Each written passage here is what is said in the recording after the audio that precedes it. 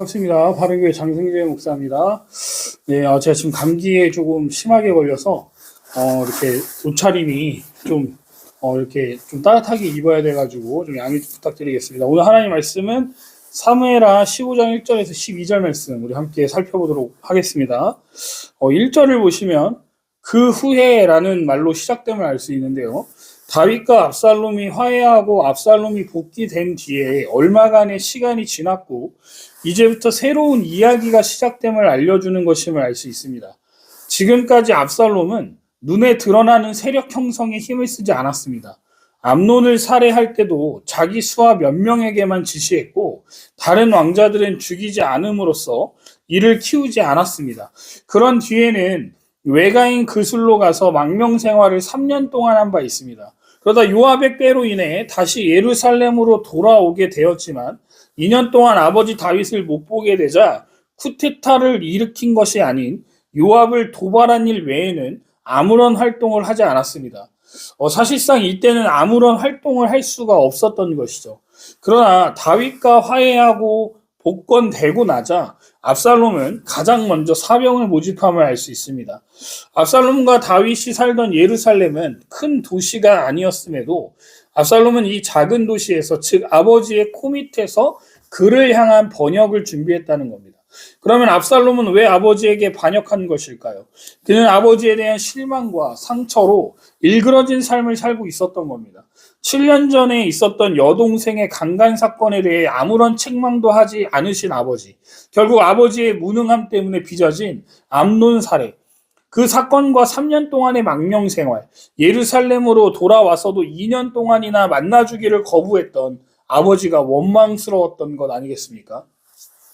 또한 나이가 들면서 무기력해지고 판단력이 흐려지는 아버지를 지켜보면서 이스라엘은 자신과 같이 젊고 활력 넘치는 새로운 왕이 필요하다는 생각도 했던 것 같습니다. 기술력을 가지고 승부하는 회사들을 보면요, 기술의 차이가 서로 크지 않은 상태에서는 제품의 승패를 나눌 때 이미지와 디자인에 초점을 맞춘다라고 합니다. 그것이 더 많이 팔리냐 팔리지 않느냐를 좌우하기 때문이라는 겁니다. 특별히 남자들은 차에 대한 관심이 많은데요. 자동차도 같은 성능이고 엔진도 똑같다라고 해도 디자인에서 갈리지 않습니까? 그래서 기업들은요, 고급스러운 이미지 메이킹과 혁신에 엄청난 돈을 쏟아붓는다라고 합니다. 이러한 마케팅 원리를 알았는지 압살롬도 이미지 메이킹에 온갖 힘을 기울임을 알 수 있습니다. 압살롬은 왕자로 복권되자마자 사병을 모집하기 시작함을 볼 수 있습니다. 말을 탄 채로 50여 명의 호위병을 거느리고 매일 사람들이 출입하는 성문으로 가는 길에 서 있었다라고 나옵니다. 열왕기상 1장 5절을 보면 병거와 마병은 왕의 지위를 나타내는 데 쓰였음을 알 수 있습니다. 훗날 아도니아도 50명의 호위병을 거느린 것을 보면 50명을 거느리고 다니는 것은 왕자 혹은 왕위 계승자의 신분을 과시하는 제도였음을 알 수 있다는 것이죠. 그런데 그거 아십니까? 사무엘상 8장 11절에서 사무엘이 이스라엘의 왕이 언젠가는 말과 병거를 두게 될 것이라고 이스라엘 백성들에게 경고한 바가 있었다는 것을 말입니다. 그래서인지 사울과 다윗은 그 어디에도 말을 탔다는 기록이 없습니다. 반면에 왕권을 넘보거나 차지한 다윗의 세 아들은 모두 말을 탔음을 열왕기상 1장 5절과 4장 26절에서 확인이 가능하죠. 점차로 이스라엘의 왕권이 사무엘이 우려한 모습을 갖추어 가고 있다는 것을 보여주고 있다는 겁니다. 그러면 우리가 한번 상상해 봅시다. 압살롬은 외모도 뛰어났습니다. 그런 그가 말을 타고 50여 명의 잘 빠진 젊은 군사들이 그를 둘러싸고 다닐 때마다 사람들은 압살롬을 어떻게 바라봤을까요? 마치 연예인 보지 않았겠습니까? 장차 우리의 왕이 될 분은 압살롬이다 라고 하면서 반하지 않았겠습니까? 사울의 겉모습에 속았던 이스라엘 사람들은 다시 한번 압살롬의 겉모습에 속고 있는 겁니다. 사무엘은 이스라엘의 왕이 젊은이들을 차출할 것도 경고했었습니다. 압살롬이 이 부분을 지금 실현하고 있는 겁니다. 저자는요, 압살롬이 사무엘이 우려한 왕이라고 말해주고 있다는 거예요. 결코 하나님이 세우신 왕이 아니라는 사실을 분명히 하고 있는 겁니다. 압살롬은요, 똑똑한 사람이었습니다.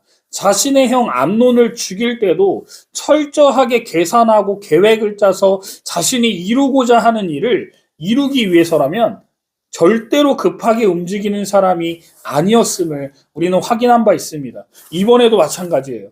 여론을 자신의 편으로 만들기 위해서 계획을 세웠고 그 일을 진행하고 있음을 보여줍니다.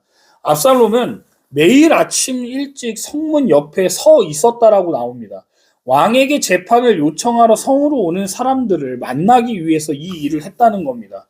성실하기까지 합니다. 성으로 들어오는 사람들에게 그들의 사연을 묻고는 위로까지 해주는 거예요. 공감까지 해줍니다. 아우, 너무 안 됐습니다. 당신의 입장이 딱하기는 하지만 과연 저 늙은 사람들이 당신의 일을 듣고 법적인 판결을 내려줄 만큼의 지혜가 있을까요? 왕의 신하들이 그런 사람들이 있을까요? 라고 하면서 대답했다라고 2절과 3절에서 나옵니다. 지금 압살롬이 무슨 말을 하고 있는 걸까요? 저는 해가 뜨자마자 일찍 법원을 찾아온 당신의 억울하고 절박한 심정을 이해한다는 겁니다. 그걸 듣기 위해서 이렇게 일찍 나왔다라는 겁니다. 그런데 왕이 재판관으로 세운 사람들은 게으르고 거드름을 피우느라 아직도 출근하지 않았다라는 거예요. 그 사람들은 당신의 일을 자신들의 일같이 여기지 않기 때문이라고 말하면서 슬며시 다윗의 법원을 비난하고 있었던 겁니다. 법원을 찾아오는 사람들의 심정을 잘 이해하지 못하는 재판관들이 어떻게 제대로 된 판결을 할 수 있냐면서 문제를 제기하고 있었던 겁니다. 즉 자신의 아버지 다윗은 나이를 많이 먹어서 예전처럼 당신들에게 신속한 판결을 해주지 못한다고 백성들의 마음이 다윗에게서 떠나도록 하는 작업을 하고 있었던 겁니다. 마찬가지로 압살롬은 늙은 다윗의 정권은 효율성에 있어서 한계에 도달했음을 사람들에게 천천히 상기시키고 있었던 것이죠. 그러면서 압살롬은 자신이 재판관이 된다면 왕의 재판관들과는 달리 항상 공정하고 신속한 판결을 누구에게나 해주겠다라고 장담하고 있습니다. 압살롬은 지금 드러내놓고 왕이라는 말을 쓰지는 않았지만 결국 자신이 이상적 재판관, 곧 왕이 될 수 있다는 것을 역설하고 있는 셈인 겁니다. 압살롬의 말을 들은 사람들은 어떤 반응을 보였을까요? 당연히 엄청난 성과를 이뤄내게 됩니다. 왜냐하면 압살롬의 이미지 메이킹은 전에는 없었던 일이었기 때문이라는 겁니다. 여러분 생각해 보십시오. 왕이나 귀족들이 평민들의 인사를 받는 많은 둥 하던 사회에서 압살롬은 그들을 인격적으로 지금 대하고 있으니 말입니다. 그들의 사정을 들어주기 위해서 왕자인 그것도 왕이 계승자로부터 이런 대접을 받는 평민들이 어떤 마음이 들었겠습니까? 이렇게 해서 압살롬은 이스라엘 사람들의 마음을 하나로 사로잡게 됩니다. 여러분 이 일을요 무려 4년이라는 시간 동안 지속적으로 했다라는 겁니다. 야, 대단하지 않습니까? 이 과거의 다윗이 사울의 양들의 마음을 사로잡은 것처럼 말입니다. 이제 충분히 세력을 모았다라고 판단한 걸까요? 압살롬은 다윗을 찾아가서 헤브론에 가서 예배를 드리고 오게 해달라고 청하게 됩니다. 예전에 그술에 도망가 있을 때 하나님이 자신을 예루살렘에 무사히 돌아오게 해주시면 자신이 예배를 드리겠다라고 서원했다고 8절에 말하는데요. 압살롬의 말은 분명 거짓말입니다. 왜냐하면 신명기 23장 21절을 보시면 성경에서는 서원을 가능한 빨리 지키라고 나와 있습니다. 그런데 압살롬은 돌아온 지 지금 7년이 지나서야 그 하나님께 서원했던 것을 지키겠다라고 말하고 있으니 이게 말이나 되는 거겠습니까? 그런데 더 큰 문제는 뭔지 아십니까? 다윗이라는 겁니다. 문제를 전혀 의식하지 못하고 있다라는 거예요. 다윗은 별다른 의심 없이 허락했다라고 9절에 나옵니다. 제사를 가장해서 정치적 일을 꾸미는 것은요, 사무엘이 사울의 눈을 피해서 다윗에게 기름을 부을 때 사용했던 방법이기도 했습니다. 그러면 왜 압살롬은 헤브론을 택한 걸까요? 그곳에서 사무엘이 사울의 눈을 피해서 다윗에게 기름을 부었던 장소였기 때문이었다는 겁니다. 또 다윗이 수도를 예루살렘으로 옮기면서 헤브론 사람들은 다윗에게 서운한 감정을 가지고 있었을 거라는 거죠. 권력욕으로 가득한 사람은 자신에게 유리한 정황을 놓치지 않음을 보여주고 있습니다. 그러나 그거 아십니까? 하나님은 이것을 모두 다 지켜보고 계신다는 겁니다. 그리고 언젠가는 그 사람을 심판하신다는 사실을 관가하여서 크게 낭패를 겪게 된다는 것을 모른다는 게 가장 큰 문제라는 겁니다. 압살롬은 의도적으로 자신을 제2의 다윗으로 묘사하고 싶었던 걸까요? 어쨌든 그는 헤브론이 다윗을 왕으로 추대한 도시로 가서 반역을 시작하게 됩니다.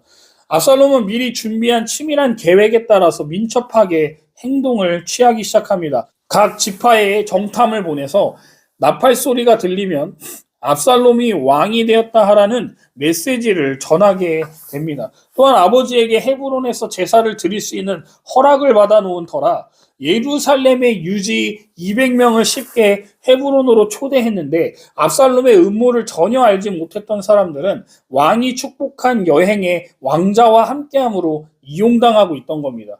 한순간에 지금 반란군이 된 겁니다. 압살롬의 하객들은 지금 난처한 입장에 처하게 된 것이죠.